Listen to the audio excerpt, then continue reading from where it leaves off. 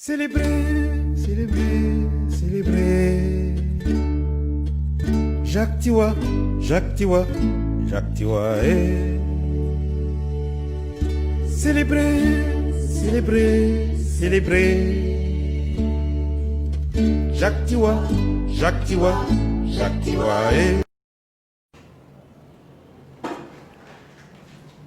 Chers compatriotes, chers amis de l'UPC Manidem, l'UPC des fidèles, fidèles à Moumié, Wandié et tant d'autres qui ont donné leur vie pour le Cameroun, l'UPC vous dit bonjour. Je commence l'entretien d'aujourd'hui par un correctif. Ceux qui ont vu la précédente vidéo m'ont informé que j'avais oublié de mentionner le nom du jeune homme qui était devenu en 1950 au premier congrès de l'UPC, qui était devenu le vice-président de l'UPC. Eh bien, ce jeune homme dont j'avais oublié le nom s'appelait Félix Moumié. Vice-président de l'UPC au congrès de 1950, 2 ans plus tard, président au congrès des ECA en 1952. Poste qu'il assumera, Félix Moumié, qu'il assumera jusqu'à son assassinat le 3 novembre 1960. Poursuivons donc avec l'histoire de l'UPC. Nous sommes toujours dans la première tranche de vie de l'UPC, celle qui va de 1948, date de la création de l'UPC, à 1955, date de l'interdiction de l'UPC. Nous passons en revue, dans cette tranche de vie, nous passons en revue les enjeux majeurs pour le parti. Certains de ces enjeux ont encore leur pertinence aujourd'hui. L'enjeu de l'entretien d'aujourd'hui, c'est celui-ci. L'obligation de faire la liaison dans la lutte entre les militants de la partie sous administration française et de la partie sous administration britannique. Et sous la revendication majeure de la réunification du pays. L'UPC s'impose cet objectif d'entrée de jeu, lier les 2 parties du pays dans le combat pour l'émancipation.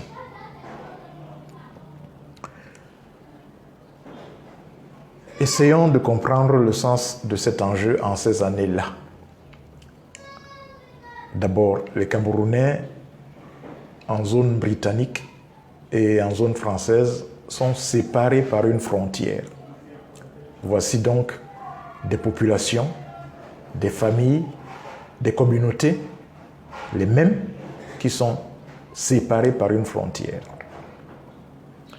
À partir de là, la circulation des hommes, comme la circulation des biens, est soumise au roi des frontières. Et on est obligé de se conformer à des règlements qui sont édictés pour se visiter d'une famille à une autre, pour se rendre visite d'une famille à une autre, ou pour faire du commerce, vendre ses produits, etc., etc. En second lieu, si l'on était originaire de la zone sous administration française, par exemple, et que l'on résidait dans la zone sous administration britannique, on n'avait pas droit d'y voter dans la zone où l'on résidait. On vous rétorquait que vous n'étiez pas d'ici. vous devriez aller, si vote il y a, vous devez aller voter dans la zone dont vous êtes originaire. Cela était vrai pour ceux qui étaient d'origine de la zone sous administration française et qui résidaient en zone sous administration britannique. Et cela était vrai aussi des gens qui étaient originaires de la zone sous administration britannique et qui résidaient en zone sous administration française. En troisième lieu, la chose la plus pénalisante, c'est que les Camerounais de la zone sous administration française étaient d'un seul tenant et pourrait-on dire autonome. Alors que les Britanniques commençaient déjà à insérer les Camerounais sous administration britannique dans les lois et règlements de la Nigeria. Il y a là la mise en œuvre d'un processus de décrochage des anglophones de leurs frères francophones. Nous en payons encore le prix aujourd'hui puisque nous savons qu'une partie de notre territoire est restée dans la Nigeria. Nous en reparlerons dans un prochain entretien à propos de cette forfaiture-là qui a eu lieu au début des années 60. On comprend donc, par ce que vivaient nos compatriotes en ces années-là, qu'il était nécessaire que la revendication de la réunification soit autant celle des militants vivant en zone francophone que celle des militants vivant en zone britannique. Et qu'ils devaient mener cela en coordination et non pas chacun de son côté. Lisons ce que en dit.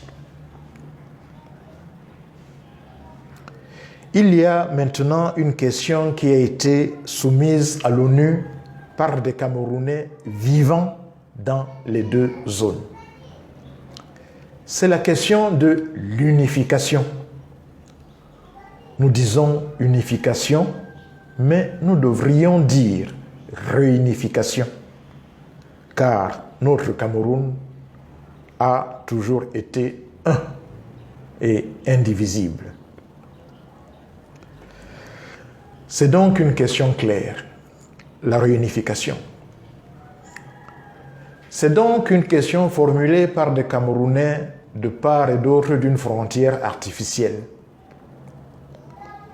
Et l'ONU en est saisie. Et il était d'autant plus urgent d'amplifier cette revendication que, comme d'habitude, l'administration française et l'administration britannique vont trouver des Camerounais qui acceptent de jouer le sale rôle de commettre la besogne, de se déplacer jusqu'à l'ONU pour aller dire que nous n'avions pas besoin de réunification. Que bon, c'était bien comme ça. Très bien. Les Camerounais se sont déplacés jusqu'à l'ONU pour aller dire des choses comme celle-là. À présent, voyons quelques dates importantes de ce travail pour la réunification, travail mené en coordination par les Camerounais des deux zones.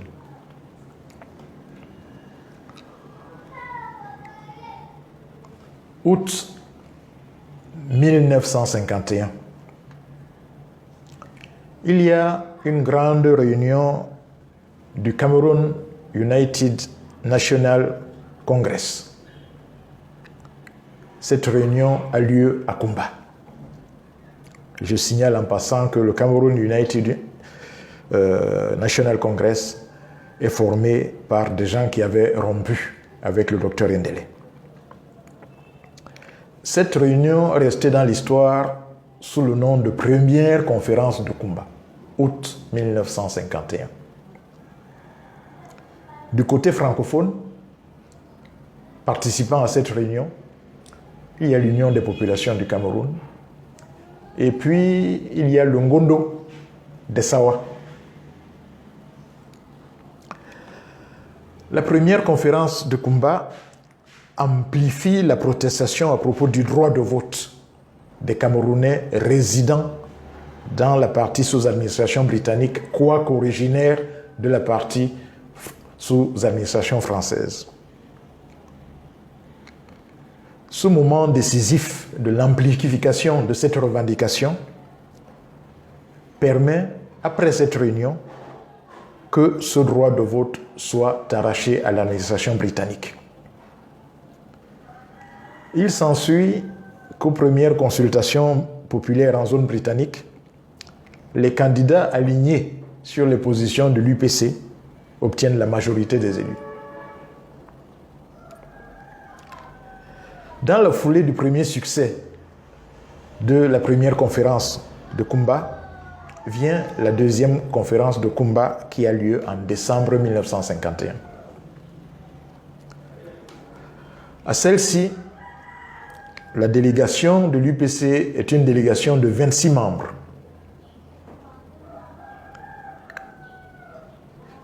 Lungondo d'Essawa est encore présent, lui aussi. Présente aussi une organisation que l'autorité administrative française avait créée qui s'appelait l'Évolution sociale camerounaise, le SOCAM. Elle était là-bas avec 4 membres. Mais quand la question de la réunification a été mise sur le tapis, les 4 membres ont pris la fuite.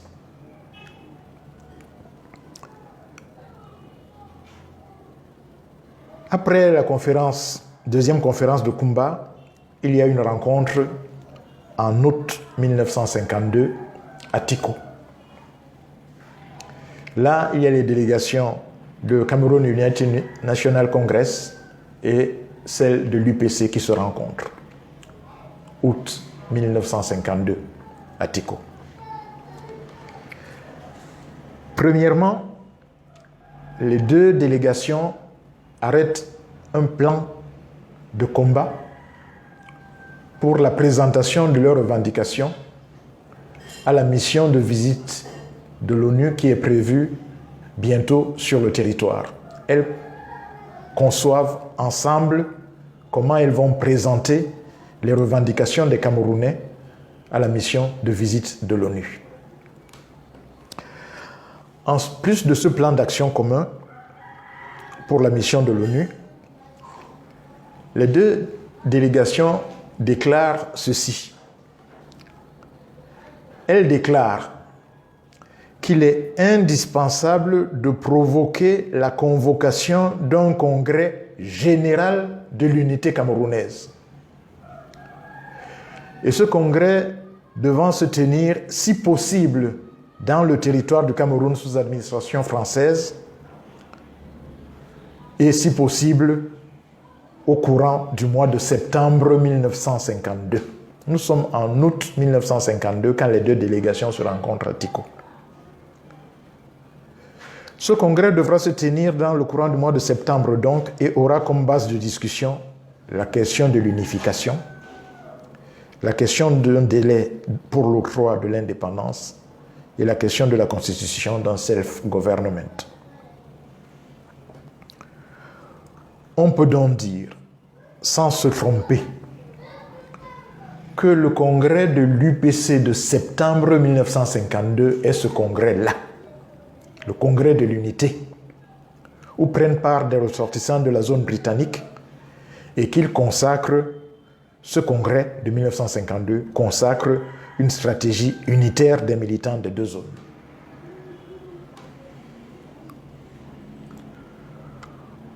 Outre le congrès des ECA, qui consacre l'adhésion des militants des 2 zones à la revendication centrale de la réunification, il y a d'autres effets qui sont des bénéfices de ces rencontres et de cette préparation en commun. Par exemple, en avril 1953, le Cameroun United National Congress pose la question à ses militants: est-ce que nous devons intégrer le Nigeria comme les autorités administratives nous le demandent, ou est-ce que nous devons penser à notre réunification avec nos frères du Cameroun sous la zone francophone.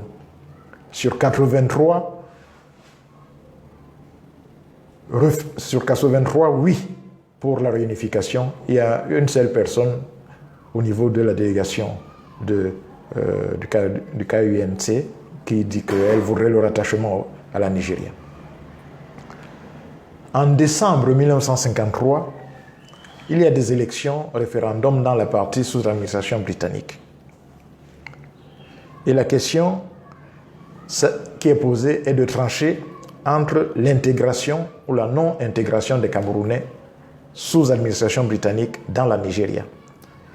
Et les 13 élus camerounais, élus donc au cours de ces élections-là, sont tous contre l'intégration à la Nigeria. C'est quelque chose de décisif dans la zone sous administration britannique. Tous sont pour le rattachement avec la partie francophone. Cela appelle aussi un autre commentaire. Vous voyez les différences d'administration britannique et française. Alors qu'en zone française, quand on était contre l'administration française, on n'avait même plus le droit de s'exprimer.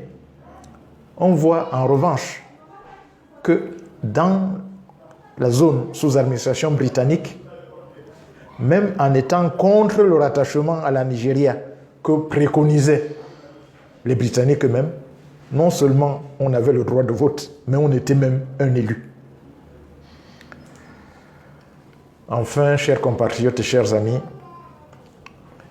dernière référence dans ce parcours militant entre les Camerounais nationalistes des deux zones. Vous savez tous qu'en mai 1955, quand la répression française explose en zone sous administration française contre l'UPC, c'est en zone britannique que Moumié, Wandié, King et Abel et de nombreux militants trouvent refuge. Et cela n'est ni une action improvisée, ni un choix désespéré. Il y avait du répondant militant de l'autre côté de la frontière artificielle créée par les Français et les Anglais. Frontière artificielle que nous avons le devoir d'effacer définitivement. Travaillons à ce que ce temps-là revienne. Chers compatriotes et chers amis, en avant avec la transition politique. Vive l'UPC Manidem, vive le Cameroun, vive l'Afrique. Merci de votre attention. Célébrez, célébrez, célébrez. Jacques Tiwa, Jacques Tiwa, Jacques Tiwa. Célébrez, célébrez, célébrez. Jacques Tiwa, Jacques Tiwa, Jacques Tiwa.